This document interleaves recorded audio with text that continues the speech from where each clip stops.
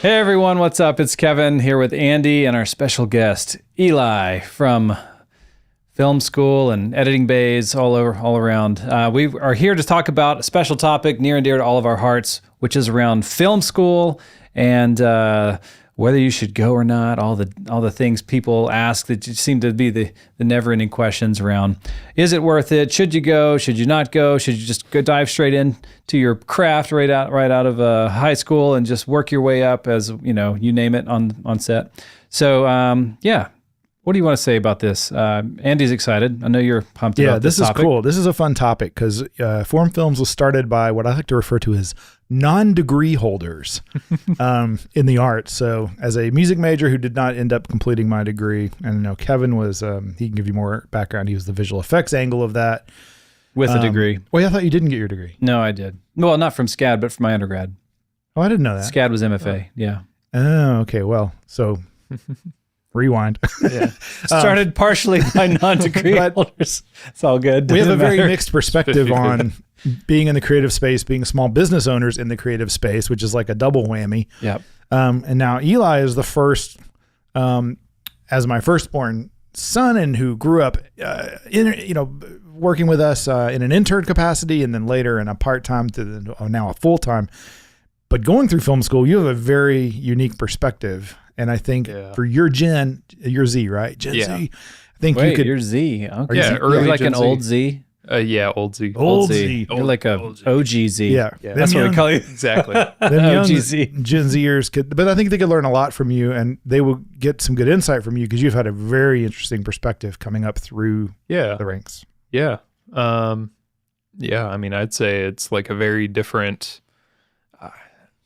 I don't know. Like you getting into all this not without any education, but you were in music school, you were never in film school. Mm-hmm. And then me getting into this, having gone through the ringer, it's like two very different sides of the coin. Mm-hmm. Yeah. If I had gone through film school, I would have had to go to one of like 3 schools. Yeah. Because the technology was not available to anyone. Mm-hmm. You could not acquire it. The best you could get was a $200 an hour, VHS, super editing bay with giant machines, and you're cutting on. It was terrible. I did it like once. It was terrible. Yeah, and that leads great into. I just went up the road here to University of North Georgia.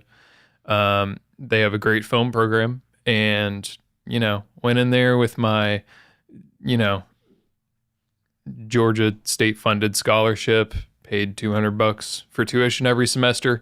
Got out with no debt, and now I can say I've been to film school and I have a bachelor's for film. So what year was that you started? That was, I graduated high school in 2020 and graduated college in 24. Okay. Nice. Yeah. So funny too, because you mentioned back in the day, only 3 programs. I did go to Florida State, but I tried to get into their film program.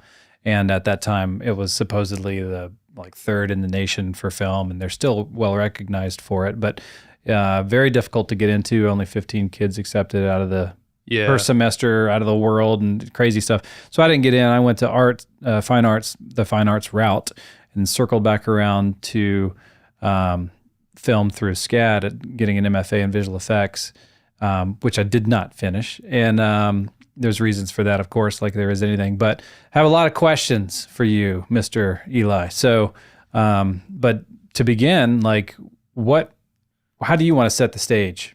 I mean, what comes to mind for this as we kick this off? I mean, we should all vote whether we think film school is worth it right now. Okay. And then at the end of the conversation, where Eli's changed our name, changed our minds. Yeah. Okay. I like it. Okay. I'll be I feel like since I went to film school, I kind of have to be like, yes, it is worth it. So I'm going to be that vote. Okay. I vote it is. What do you think, Andy? I vote it can be, because I think that's a cop out. Yes or no? As Steve Dace would say, buy, sell, or hold. I'm on a hold. I'm not sure, because I think there's a validity to it. As I talk to other people who are still in college, or even like Ethan, like your brother, who's going to be a junior, but in the music world of college, there's a validity in going and learning from learned people who are teaching you principles in science, like color science, or they play a tone and they say, what frequency is that? They're teaching your mind to hear and see things that are never going to change. Color science, sound science, never going to change. Right. That's different than going and learning a piece of software and paying a school to teach you that when you could learn that on YouTube, because everything is ubiquitous. Software, cameras, it's all been democratized to the point there's no validity or value in a school teaching you that, other than maybe teaching you better ways to use it. Yep. But even still, that's a questionable thing, right? Yeah, that all depends on. Eric, our engineer, he's a self-learned, guru of all tech and can build anything like, blindfolded. Run circles around degree holding, Yeah, so. It's funny because. But you've learned principles that I think are valid. Yeah. I think if you go far down enough or far back enough, like, no, I didn't go to film school, but I learned the art elements and principles that apply to all aspects of art, including film. You get some of the best films out there. The directors are adhering to, principles that have never changed, and learning those is always valuable. And I think that's in that community that comes with that, and the ways you can stretch yourself in the company of others who are studying alongside of you is valuable. If I had to vote one way or the other, it would almost depend on where you're going to go, I guess, maybe, which may be a cop-out as well. But we've heard from so many people. I'll just say. No, I'll say no. Yeah, I was going to say we need a no vote. Yeah, I'll say no. Yeah. All right. If you get out there and you grind, you'll probably wind up pretty close. But there's a lot of benefits to going for sure if you apply yourself. You get out of it what you put into it, right?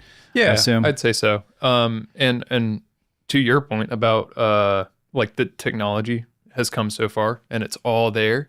Now it's way more about just who's teaching you how to use it. Are they a good professor? Are they a bad professor? And I'd say that's it. And I've encountered both. But I'd say that's a major part of it, or like more, because you can go on YouTube and learn how to work the latest Sony cinema camera in half an hour, maybe, Yeah. But I think part of that, to tag team what you're saying, or you can go do that, right? But I think one of the benefits that I saw in you as you progressed through film school and now coming in with us full time, I think film school did force you into a finite amount of time with more than finite amount of goals. And so it forced you to dig deep and hard to accomplish something in a period of time.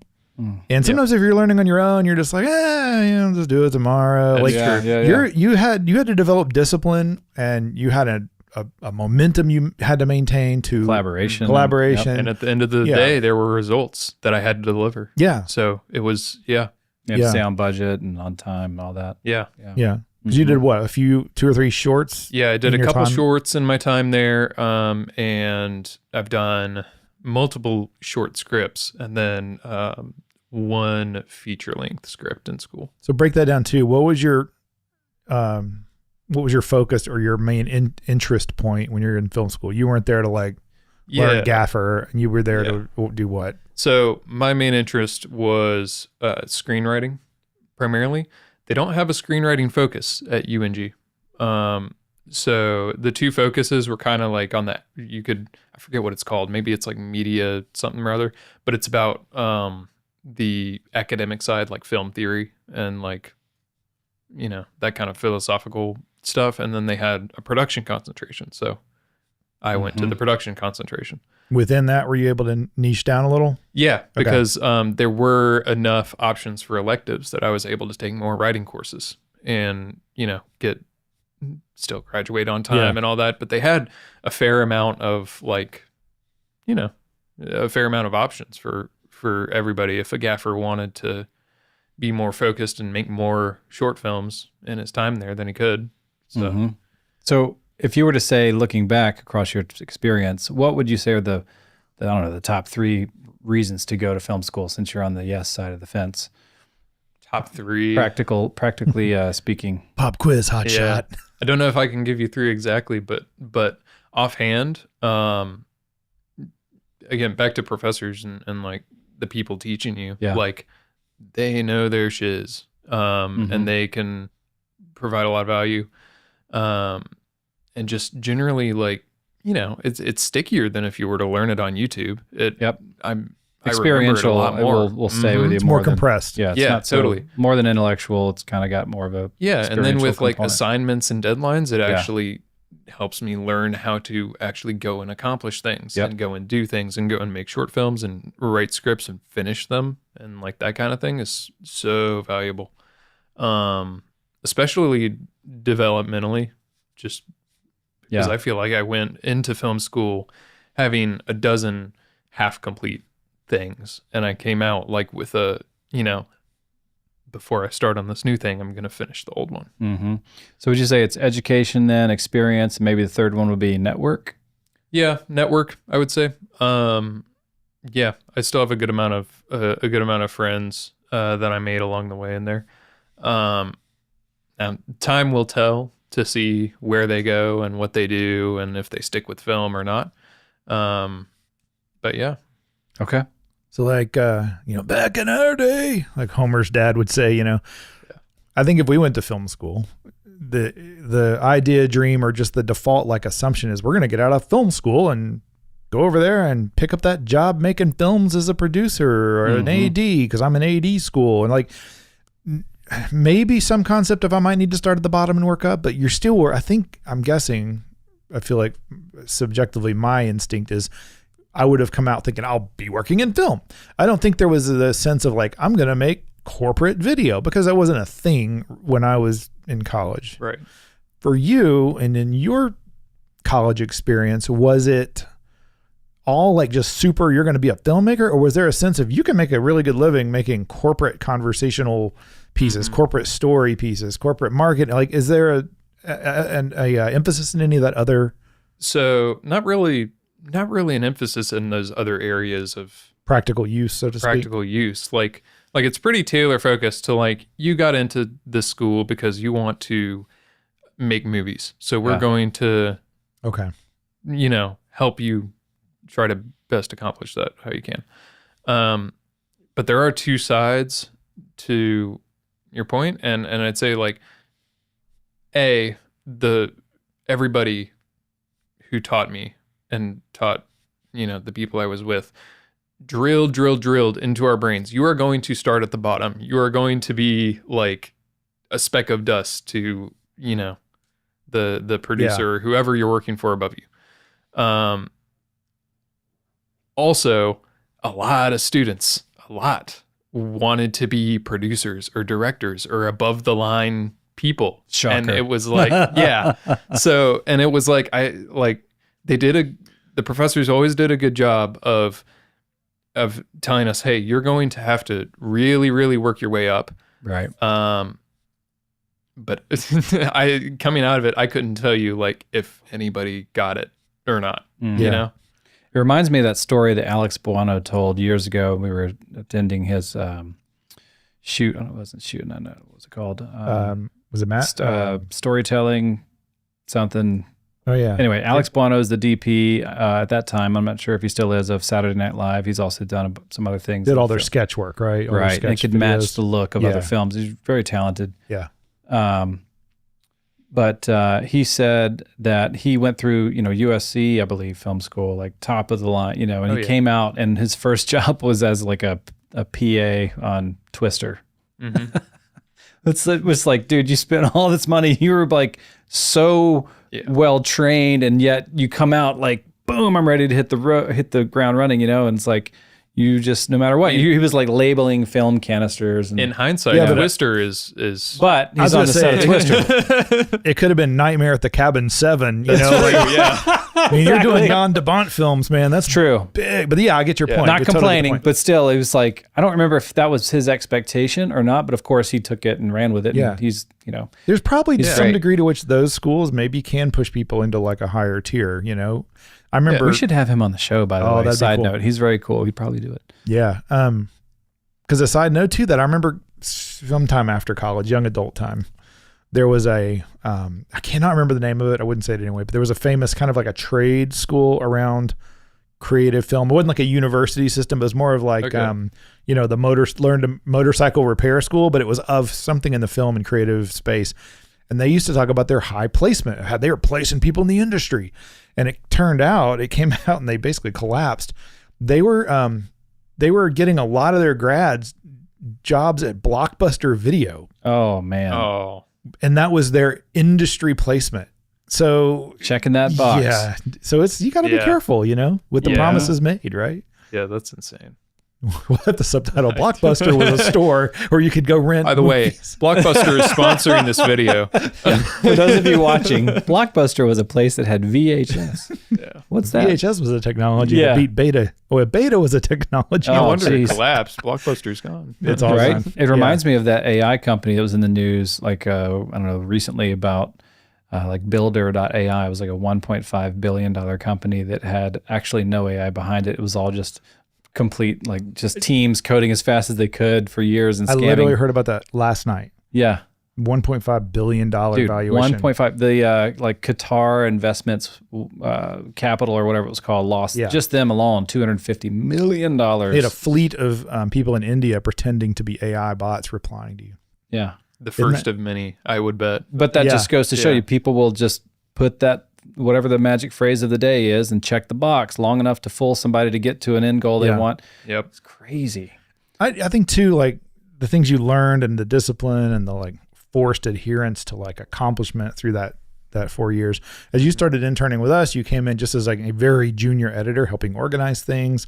And we're not doing features, we're doing corporate work right now. I mean, one of our pillars that we want to lean into is features, but right now, and when you were first coming in, it was all, corporate storytelling. But seeing you grow through the opportunity in a small business where you can flip hats, whereas a lot of the big companies, you're hired, you wear that one hat and you wear it well. Yeah. But you were able to swap hats and you're able to jump over and write. You're writing some scripts. You're able to jump over and do project management and writing some of our Atlas stuff where you're really thinking more like a programmer / filmmaker / writer. You're writing a script and tying it to a program and connecting, all these different things that you're doing in this sense in a small Not to business. mention the editing and the standard, Yeah, the regular production work, right? Mm-hmm. Yeah, totally. Learning to manage your own PC, that kind of stuff, brought to you by Windows. Talk about that a little bit. Like, what's the experience like that? And, speak to the guy that's a year behind you or, graduating this year or next year from school, like expectations, reality, opportunity. This is actually one of the things that film school did unexpectedly well for me. Like, I wasn't expecting this, and they really did a great job at it, at least at UNG, is the film program is intentionally set up so that you have to do every job at least once while you're in there. You have to wear all the hats at some point.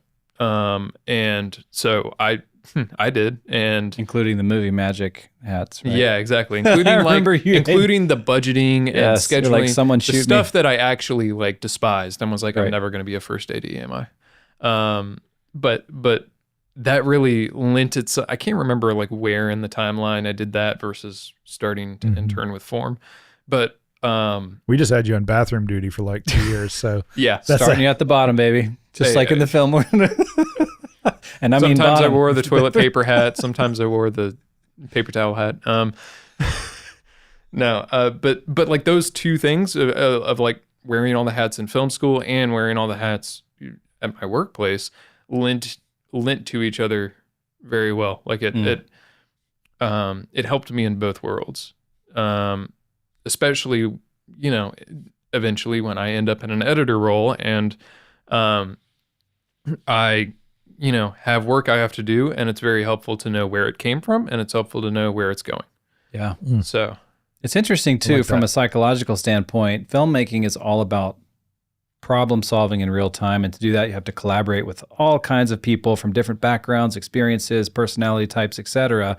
And there's no room for the best work to be accomplished. There's no room for ego, right? And so I think certainly there is ego. I mean, it's the film industry, but starting out at the bottom after you've come out of this prestigious program or what have you is a great way to sort of shed that ego and be built back up in a way that maybe makes you a better collaborator. Maybe makes everyone better. I don't know. Maybe I'm just maybe I'm reaching a little bit, but that thought just hit my head like there could be a little deeper meaning or method behind. No, it's like you're at the top of the heap senior year of high school, and then you go to college and you're back at the bottom. Mm-hmm. Yep.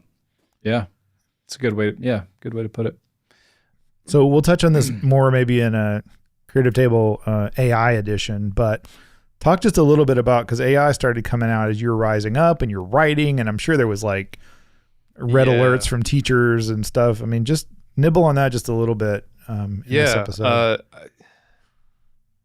Have you heard of AI? Yeah. Okay, good. I don't know what it is. I was reading a newspaper article about it the other day. Yeah. on Microsoft Internet Explorer. 2020 was when I started college, and there was no such thing as ChatGPT. And I graduated, and ChatGPT was everywhere in 2024. So it was a very interesting shift. And frankly, the most that it kind of butted heads with film school, at least, was in the more academic classes. Like I had to take film theory, for example, and I had to write a 10-page paper, and that's just a school paper. And as you know, like AI had been infiltrating that world for some time by then. But as far as, I guess I got out in the sweet spot, because as far as project work, like making my short films and stuff and writing, ChatGPT or any other AI was nowhere near what it is now, where it's like, I can't tell if that's real or fake. It was still really janky and really just like I have to do the work for my project. Right. Do you have friends or acquaintances still in film school that you keep in touch with that are maybe using it in a way that you were not when you graduated? Who might have been a year or two not behind in you? film school, and not that they would ever admit, like, because they'll get them. All of my ideas, they are mine. I am an anonymous creative source. Yeah. But I still think that, like, it isn't quite there yet to where you can kind of pull that thing off. I'm sure, students every day use ChatGPT for their papers to cheat or whatever. Disclaimer, I never did.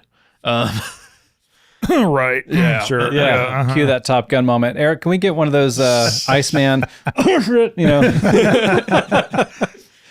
So, yeah, okay, that's good to know. I mean, I think it's, like we've said before, it's a tool, right? Everybody can leverage it for a greater end result, but and especially when I was in school, it was like it was still like ChatGPT 3.0 or whatever.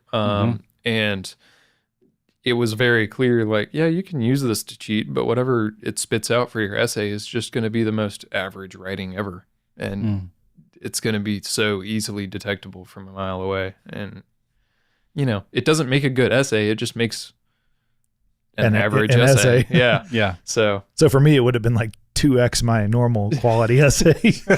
Hence not being a degree holder. Now today, might have let you pass with C's. Right. Maybe a little different today, but yeah, that's.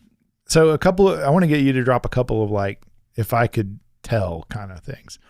First one is, if you could tell the small business owner or the company, or maybe medium-sized company that's about to be hiring film school grads or up and comers like that, what do they need to know about the students and the kids basically that are coming in? Like, what do they need to know, or what would be helpful for them to know and understand?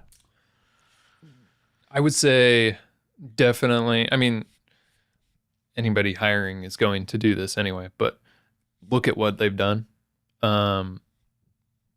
If, DP is a very, that's a very good tell. That's the first example that comes to mind. But, like, if you're hiring someone, you want to be a cam op or a DP of some kind, or an editor, or an editor, or whatever it is. Yeah. Look at what they've done and the quality of work, and not just what's on the surface, but, like, look at what's underneath and what's obvious, like what they've learned beyond that, like what they've learned around that. It's a good point. Because you don't want them to just be good at editing at the end of the day, to a point earlier, like, you want them to be good at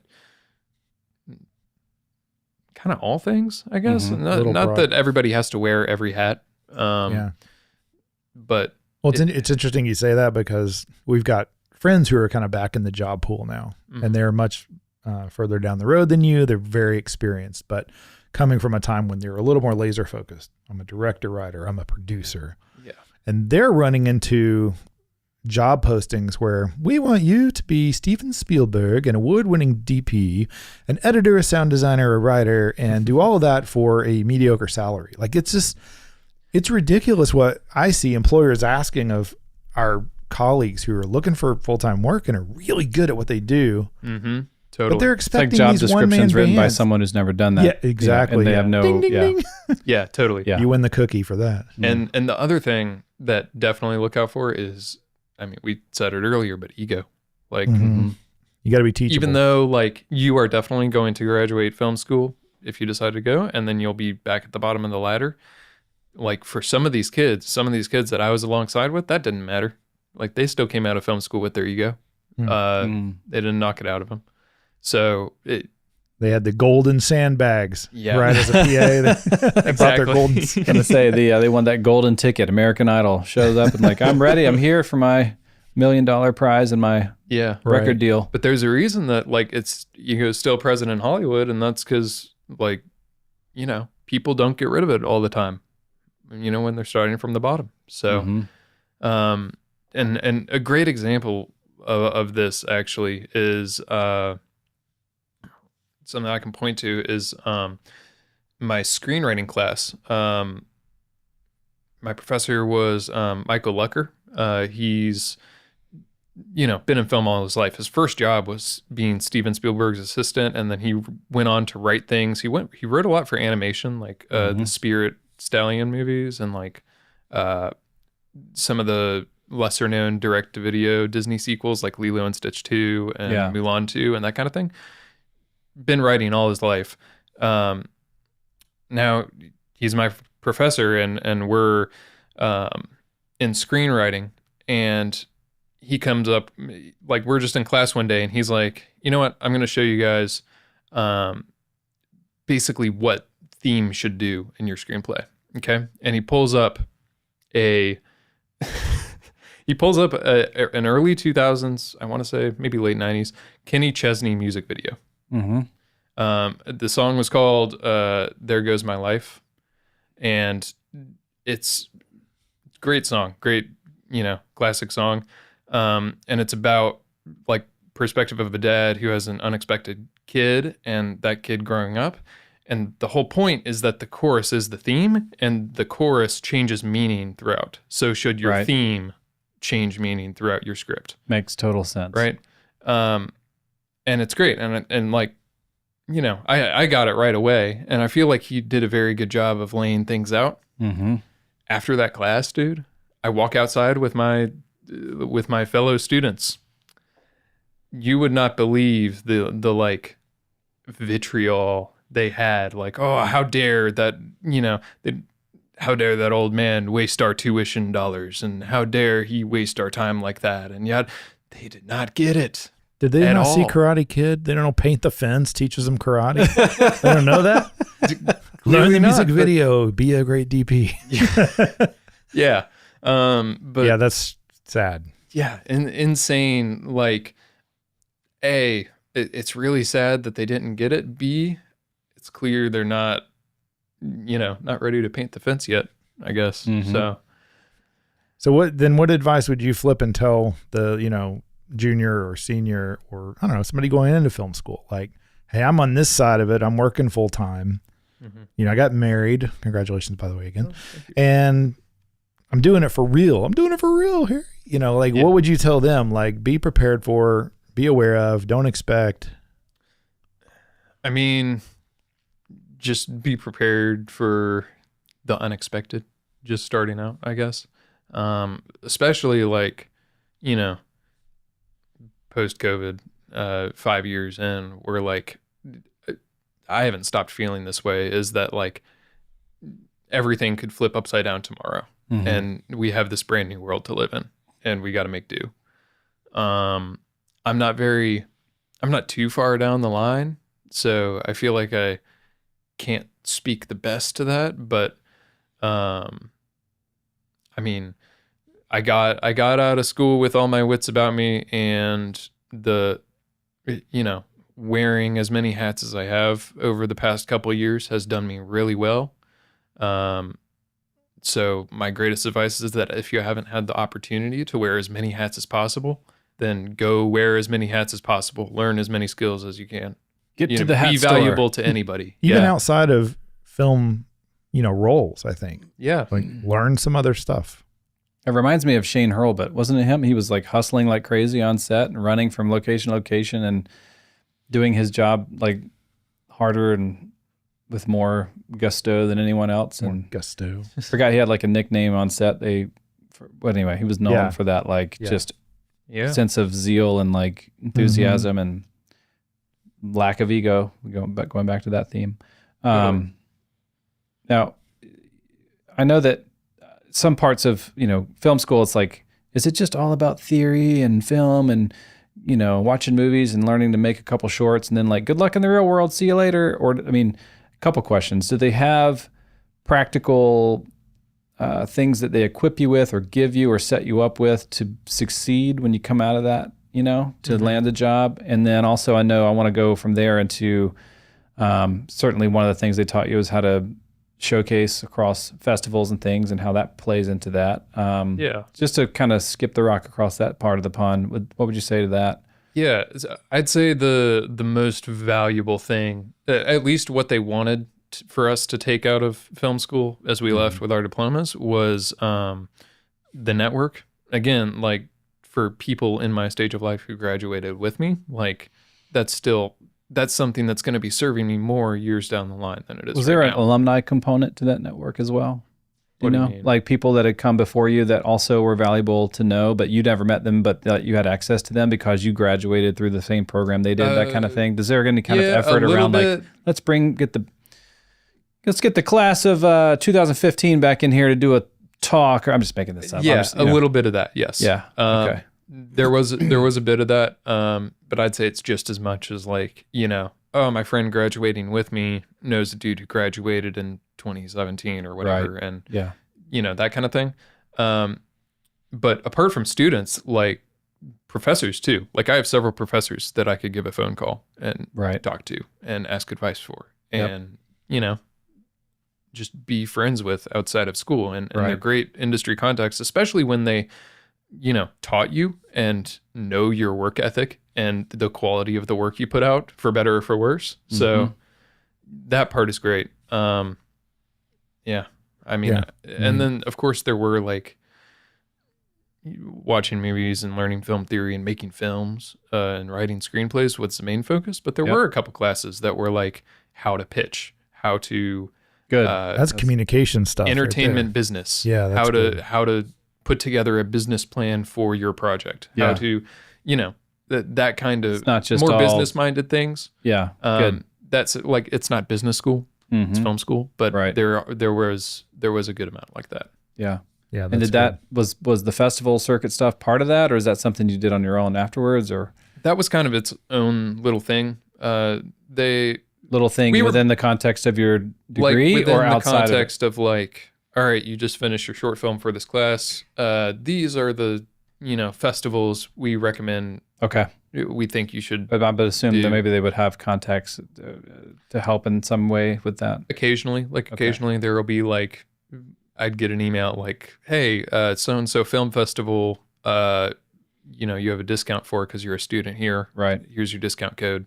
And go submit.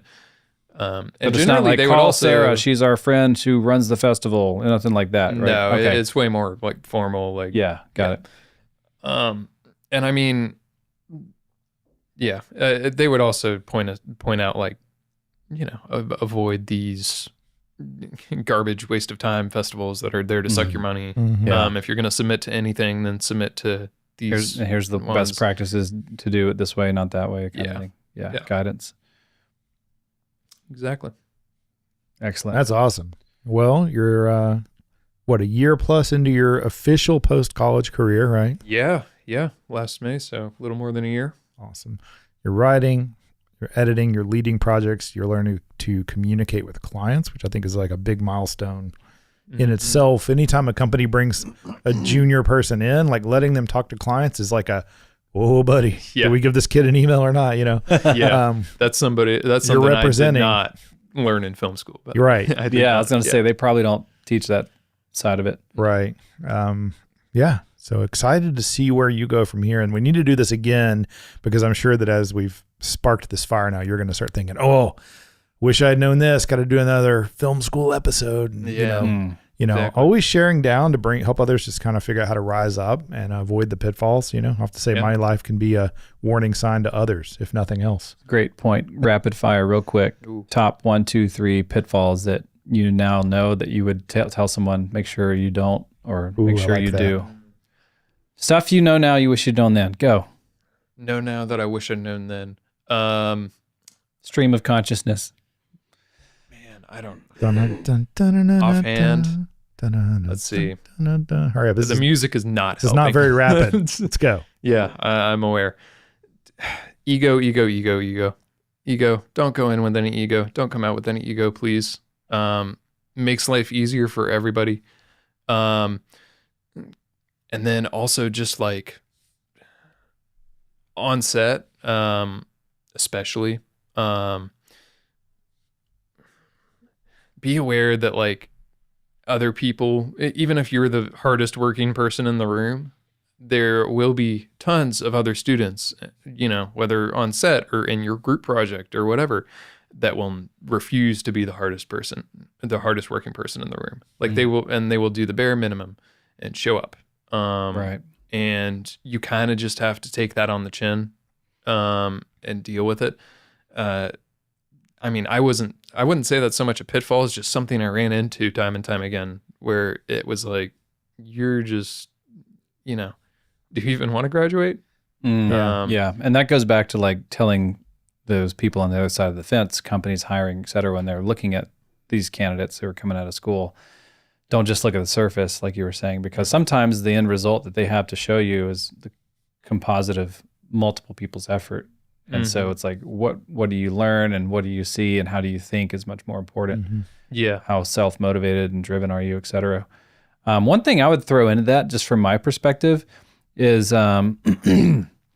this idea. I mean, could you have gotten a minor when you were in film school? I could have, but it would have been like far more work. Like Yeah. I probably would have graduated maybe a year late. Because the whole like season 1 of Creative Table was about the business of art and just talking to people in different facets of the industry. And I just find that coming out of personally, an art program, going into another, kind of separate art program, yes, they don't teach the business of art. That was a problem 25 years ago. It's a problem still today. I think if you have the opportunity and you want, maybe if it means you have to extend your educational career by a year or so, take the time to invest or heavily consider investing in a minor in that business side of the art, because you can have the best looking stuff in the world, but if you don't know how to market yourself or manage it, create the deals, the contracts, like the idea of like the business plan and how to make it make sense for the buyer, the customer, the patron, the business. Totally. So I think that pays off in spades.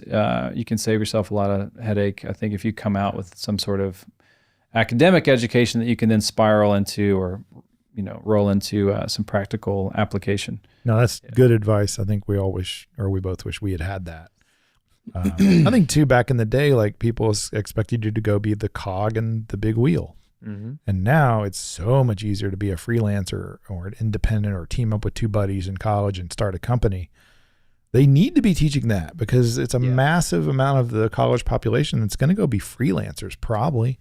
Yeah. And they're not teaching you how to run business accounts and reconcile your checkbook and all that stuff, man. It's a huge gaping hole. And then the what is business and how you apply these principles and skill sets changes. Nowadays there's a guy online right now who's generating, I think he's got some sort of perhaps film or art background, who's generating those videos with AI, and he's offering up upselling a business plan on the back end of it. So you grow an audience on social media and you can sell them something, and the next thing you know, you've got a business and you can scale that. There's so many ways to apply what you've learned. You don't have to come out of film school and then go make a film, right? You can use these things in creative ways and build up a nest egg over here for something that you then can make your feature or cover your monthly, obligations, and then free yourself up creatively for other things or other collaborations. Yeah. And So that's just to think differently thing. about like, don't just think linearly, like I got a film degree, I got to do films. So it's like, Got to make films. Yeah. yes, No, that's think something outside the box. Film school is still like kind of narrow-minded about that, I'd say, Mhm. because like that's the intent. Yeah, it's like it's sort of this self-fulfilling niche of like, I called it this, so I can only do this with that. It's like, no. Yeah. I used to think, for some time after my fine arts education, that was a waste of time. I should have gone back. I should have done something different, and I regretted it for a long time. But then in the last 15 plus years, it's like been this realization of, no, those skills were like immensely helpful. And, my, success today and what I'm doing, because it does help you think differently or have a different perspective around a table of, maybe in the echo chamber of business. And I think that's refreshing for a lot of companies. And so you can use the things you're learning in ways that maybe not everybody else is. You can have the zig to everyone else's zag, as they say. Totally. So any final thoughts or nuggets of wisdom you want to drop? I mean, to the guy or girl looking to go into film school because they want to make movies, and like that's what they want to go do, and you want to graduate and then just go straight to being a PA on some Hollywood set or whatever it is. I'd say for that reason, film school is again, it's up to you, but I'd say it's worth it because they really, really drill into your brain that you are going to be the smallest possible cog in the machine. A great example is one of my professors. For all the projects that I ever did under her, she would only accept, and she stated it multiple times in the syllabus and what have you, but she would only accept PDF format. That was it. And students submitted Word documents and other things that were not PDFs, and they received zeros because they did not submit PDFs. And she said, like, that is what work is going to be like. You have to learn to follow instructions exactly. And that kind of discipline, as well as like the deadline around it all and actually finishing things and all that, like, film school's very worth it if that's the world you're going into, I'd say. They train you for that world for a reason. And while it might be lackluster or more lackluster than you would have hoped for if you're wanting to get out of it and start your own business or whatever it might be, if that's what you're going into, if making movies is what you're going into, then you'll want to be prepared for that. So I felt like I was, at least. Yeah. Excellent. All right. Fantastic. Like, subscribe, and most importantly, share this episode with your Gen Z college friend. Did we change our minds? I was going to bring it back around, but I was like, Andy said he was like the maybe. I said no. I'm going to say maybe still. I would still I would agree with everything that you've said and say, if you are someone who wants that extra motivation and that network and that practical experience, absolutely. So it's student-based. The right student, it's a good decision. Yeah. It all depends on you. Okay. Yeah.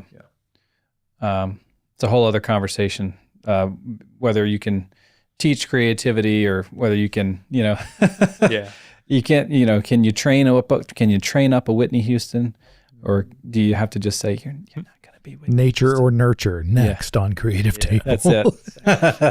All right. So share this with your Gen Z college student or friend, because wisdom from a film graduate right here on Creative Table. We'll see you next time. That was my NPR ending. That was awesome.